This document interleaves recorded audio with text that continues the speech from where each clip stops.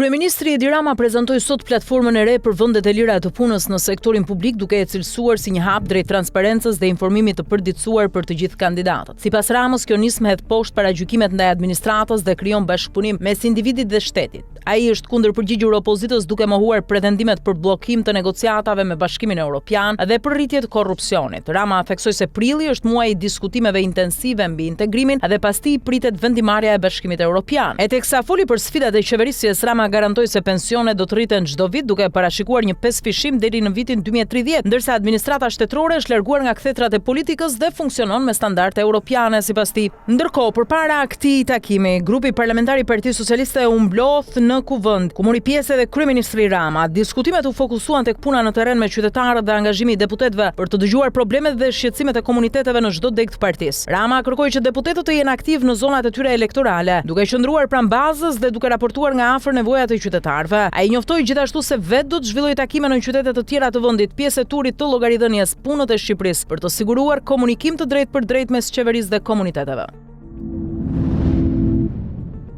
Partia Demokratike e njofton protestën kombëtare më 17 prill në Tiranë. Kryedemokrati Sali Berisha paralajmëroi sot se protesta mund të përfshijë bllokimin e rrugëve dhe shesheve, duke e paraqitur si një mënyrë për të ushtruar presion ndaj qeverisë Rama për keqeverisje. Berisha akuzon gjithashtu qeverinë për mashtrimin e pensionistëve përmes skemës së bonusit elektoral, duke theksuar se fondi prej 240 milionë eurosh për vitin 2025 nuk është shpërndar dhe shumë pensionistë përjashtohen ose marrin shuma minimale. Ai vuri në dukje se rritja e çmimeve të produkteve ushqimore dhe kriza energjetike po e rëndojnë më tej situatën, duke e bërë jetesën e kësaj shtrese të vështirë, madje duke i pamundsuar edhe furnizimin me ilaçe. Berisha e cilëson skemën e bonusit si një mashtrim të zgjedhjeve të majit, duke kërkuar që qytetarët më 17 prill të reagojnë kundër qeverisë antishqiptare, siç e quan ai. Nga ana tjetër, Berisha i kërkoi direkt kryeministrit Rama të përgjysmojë me urgjencë taksat mbi naftën, kompensim për shtresat në nevojë dhe biznesin e vogël.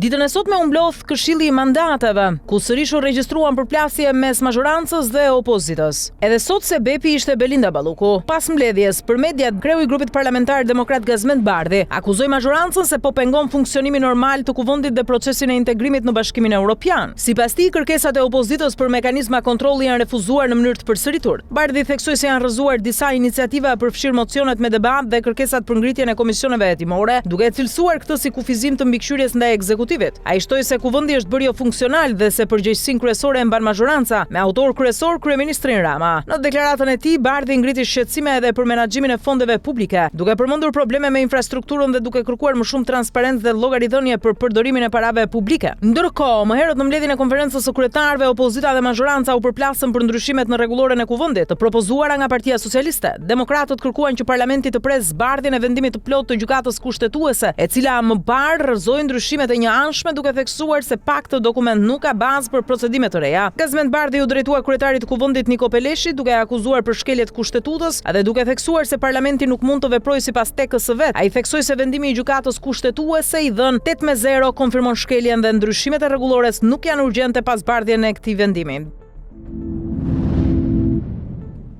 Ditën e sotme, kreu i grupit parlamentar socialist Auland Balla u pyet nga gazetarët për situatën e brendshme në Selin Roz, marrshkas nga kandidatura e shpallur e Erion Braçës për Bashkinë e Tiranës.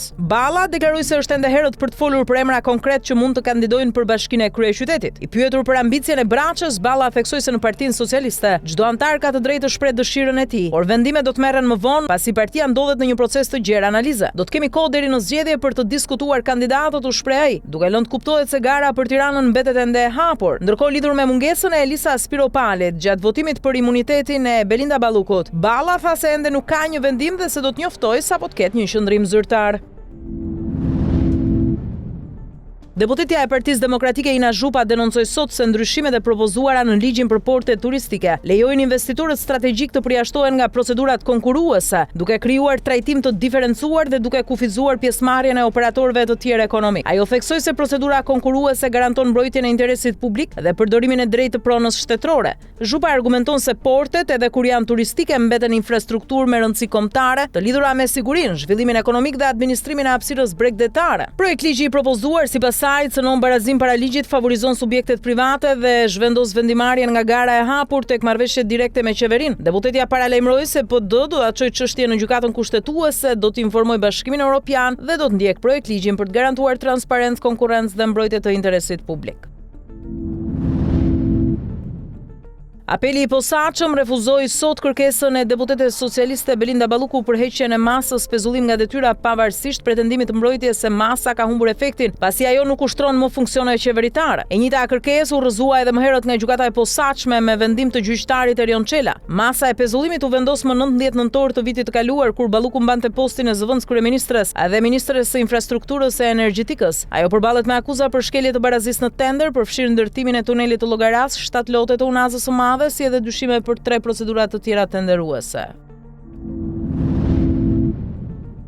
Ish-ministri i Shëndetësisë dhe bashkëpunëtori i tij vijojnë para burgimin për abuzime me fonde të Bashkimit Evropian. Gjykata e posaçme rrëzoi sot kërkesën e Ilir Beqajit për ndryshimin e masës së sigurisë, pavarësisht se ai ofroi garanci pasurore prej 20.000 eurosh. Kërkesa e bashkëpunëtorit të tij Ermal Kurtulaj u refuzua gjithashtu. Beqaj dhe Kurtulaj ndodhen në burg që nga 4 korriku 2024 pas arrestimeve për hetimet mbi abuzimet me fondet e Bashkimit Evropian në strukturën Saspak. SPAK dyshon se Beqaj si drejtuesi Saspak ka urdhëruar kryerjen e prokurimeve fiktive në vitet 2022-2023, ku fondet e tenderve përfundonin në përfitim të tij. Ish-ministri përballet me akuza për korrupsion pasiv, falsifikim dokumentesh, mashtrim, shkelje të barazisë në tender dhe mos deklarim pasurie, duke përfshirë aksione në restorantin Gzona, një apartament në Vlorë dhe automjete. Paralelisht, SPAK ka vendosur masa sekuestroje preventive mbi pasuritë e tij dhe hetimet vijojnë. Mirë po, ditën e sotme në gjykatën e posaçme u zhvillua seanca gjyqësore në ngarkim të ish-ministrit të Shëndetësisë Ilir Beqaj, këtë herë për çështjen e njohur si sterilizimi. Gjatë seancës, përfaqësuesit e SPAK-ut bën me dije se në fazën paraprake gjykata ka vendosur rikualifikimin e akuzës nga shpërdorim detyre në bashkëpunim në vjedhje duke shpërdoruar detyrën dhe grupi strukturuar kriminal. Sipas prokurorisë së posaçme, ky ndryshim erdhi pas kërkesës së gjykatës për sqarim juridik, ndërsa SPAK deklaroi se i qëndron akuzave të ngritura. Mirëpo Beqaj kundërshtoi qëndrimin e organit akuzës duke kërkuar njohjen me argumentet e plota të rikualifikimit. Seanca u shoqërua me tensione ku Beqaj vuri në dyshim pavarësinë e prokurorisë së posaçme dhe panshmërinë e gjykatës së posaçme, duke pretenduar se rikualifikimi i akuzës nuk është rezultati bindjes së organit të akuzës. Në përfundim, trupi gjykues vendosi shtyrjen e seancës për t'u dhënë kohë palëve për kërkesat paraprake dhe sqarime shtesë nga prokuroria. Seanca e radhës do zhvillohet më datë 28 prill.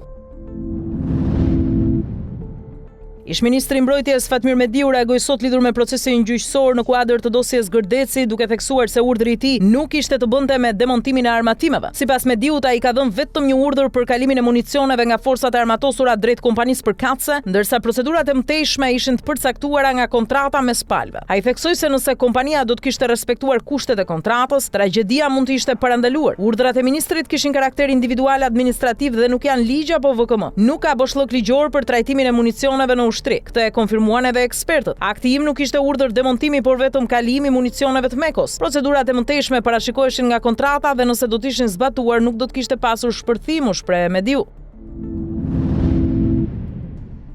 Drejtori i përgjithshëm i Policisë së Shtetit Skënder Hita zhvilloi një takim me drejtuesit e Drejtorisë Vendore të Policisë së Tiranës, si edhe me shefat e komisariateve dhe sektorëve në varësi të saj. Takimi u fokusua në forcimin e rendit dhe sigurisë me synim mbrojtjen e jetës dhe pronës së qytetarëve. Hita kërkoi angazhim maksimal dhe profesionalizëm në parandalimin dhe goditjen e veprimtarive kriminale, përfshirë trafikun e drogës, kultivimin e kanabisit, armbajtjen pa leje, krimet ekonomike, lojrat e fatit paligjshme, call-centrat e jashtëligjshëm dhe shkeljet mjedisore, veçanërisht ndotjen dhe ndërtimet pa leje. Drejtori Hita theksoi gjithashtu rëndësinë e sigurisë në shkolla, rrugë dhe në mjedisin kibernetik, duke kërkuar rritje të prezencës policore, mbështetje për punonjësit në terren dhe reagim të shpejtë ndaj shqetësimeve të qytetarëve. Ai nënvizoi se besimi i qytetarëve fitohet përmes punës, sjelljes korrekte dhe përkushtimit të përditshëm të policisë. Blegtorët e Qumshtit dolën sot në protestë duke kërkuar rritje të subvencioneve dhe masat menjëhershme për stabilizimin e tregut. Ata theksuan se çmimet aktuale nuk mbulojnë kostot e prodhimit, ndërsa shpenzimet për naftë, ushqimin e bagëtive dhe mirëmbajtjen po i çojnë drejt falimentit. Fermerët protestues dolën sot përpara Ministrisë së Bujqësisë për të kundërshtuar skemën kombëtare 2026, të prezantuar pak ditë më parë nga qeveria. Protestuesit mbanin pankarta si Stop Importit Qumshtit dhe formalizoni tregun e bulmetit, duke kërkuar mbrojtje nga konkurenca e importeve dhe më shumë rregullim të tregut vendas. Shqipërisë. Një nga kërkesat kryesore është rritja e subvencioneve, pasi sipas tyre mbështetja në Shqipëri është 7-8 herë më e ulët se në rajon. Ata kërkojnë gjithashtu naftë pa taksa ose lehtësim fiskal për sektorin. Fermerët ngrenë shqetësime edhe për informalitetin dhe TVSH-n e pabarabartë, që sipas tyre rëndojnë më tej situatën. Në mungesë të ndërhyrjes konkrete nga qeveria, ata paralajmërojnë për shkallëzim të protestave në ditët në vijim. Mirëpo, më vonë, një përfaqësi e tyre u takua me ministrin e bujqësisë, megjithatë ende nuk ka një rezultat konkret se çfarë u diskutua apo u arrit mes tyre. Partia Demokratike e Kosovës vendos kushte ndaj kryeministrit Kurti për procesin e zgjedhjes së presidentit. PDK kërkon që çdo iniciativë re të paraqitet me shkrim për të rritur seriozitetin dhe për të mundësuar shqyrtimin e saj në organet e partisë. Ndërkohë, kryeministri Kurti zhvilloi një takim me kryetarin e LDK-s Lumir Abdigjiku për të diskutuar mundësinë e një kandidatit përbashkët me qëllim shmangjen e zgjedhjeve të reja. LDK ka theksuar se presidenti i ardhshëm nuk duhet të jetë nga vetvendosja dhe është i angazhuar për të gjetur një kandidat që mund të sigurojë votat e nevojshme. Këto përpjekje vijnë pas vendimit të gjykatës kushtetuese sipas të cilit nëse presidenti nuk zgjidhet deri më datë 28 prill, Kosova shkon automatikisht në zgjedhje të reja brenda 45 ditëve. Aktualisht Kurti dhe partnerët e qeverisë kanë 66 mandate nga 120 të tilla, ndërsa për zgjedhjen e presidentit në 2 raundet e para kërkohen 2/3 e votave. Kryeministri hungarez Viktor Orban është një figurë e debatueshme në Bashkimin Evropian, aleat i Putinit, euroskeptik, por që përfiton nga Brukseli. Ai njihet si xhaxhai i sikletshëm në samitet e Bashkimit Evropian, duke bllokuar vendime të rëndësishme për përfitime politike dhe financiare në vend. Por situata ka ndryshuar. Orban është i izoluar pas bllokimit të një kredie prej 90 miliardë eurosh për Ukrainën dhe kontakteve të ministrit të tij me Moskën. Tani më ai përballet për herë të parë me një kundërshtar serioz si Peter Magyar, lideri i një lëvizje liberale pro-europiane, i cili kryeson në sondazhe. Politika e tij e demokracisë liberale përfshin forcimin e ekzekutivit, kontroll institucional dhe politika ekonomike të orientuara nga shteti. Zgjedhjet e ardhshme vendosin jo vetëm fatin e Orbanit, por edhe marrëdhëniet e Hungarisë me Bashkimin Evropian.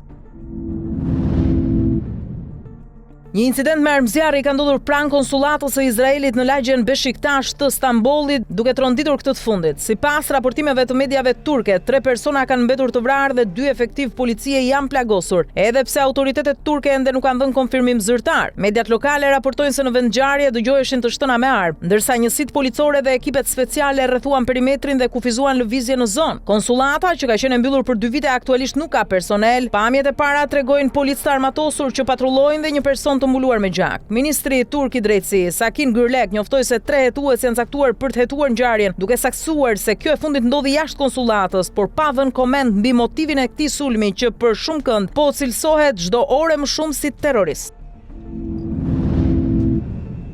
Shtetet e Bashkuara të Amerikës po presin përgjigje nga Irani për i hapjen e ngushticës së Hormuzit, një pikë kyçe për tregtinë globale. Presidenti amerikan Donald Trump lëshon paralajmërimin e fortë duke deklaruar se nëse nuk arrihet marrëveshja, një qytetërim i tërë mund të zhduket. Ai përmend edhe mundësinë e një ndryshimi regjimi në Iran, duke e cilësuar situatën si një moment historik global. Në terren situata është përkeqësuar, sulmet ajrore amerikano-izraelite kanë goditur infrastrukturë kyçe, përfshirë ura dhe linja kurudhore në qytete si Kashan dhe Prankom. Raportohet për viktima e dëmet konsiderueshme, ndërsa një autostradë që lidh Tabrizin me Teheranin është mbyllur pas goditjeve. Sonte bota është me syt nga vendimi i madh, ai që mund t'i jap fund luftës ose që mund ta përshkallëzojë atë. Zëvendës presidenti amerikan J.D. Vance deklaroi sot se administrata amerikane është e bindur se një reagim nga Teherani do të vijë brenda afatit të caktuar, që përkon me orën 1:00 të mëngjesit sipas kohës së Mbretërisë së Bashkuar, pra të mërkurën. Sipas tij, kërkesa kryesore është që Irani të lejojë rifillimin e lundrimit në ngushticën e Hormuzit. Por çfarë shkroi sot Trump pak më herët? Një qytetërim i tërë do të vdesonte për të mos u rikthyer më kurrë. Nuk dua që kjo të ndodh, por ndoshta do të ndodh. Megjithatë, tani që kemi ndryshim të plotë dhe total të regjimit ku mbizotrojnë të ndryshme, më të zgjuara dhe më pak të radikalizuara, ndoshta mund të ndodhë diçka revolucionare e mrekullueshme. Kush e di? Do ta zbulojmë sonte, një nga momentet më të rëndësishme në historinë e gjatë dhe komplekse të botës. 47 vjet zhvatje, korrupsion dhe vdekje, më në fund do të marrim fund. Zoti e bekoft popullin e madh të Iranit, përfundon Trump.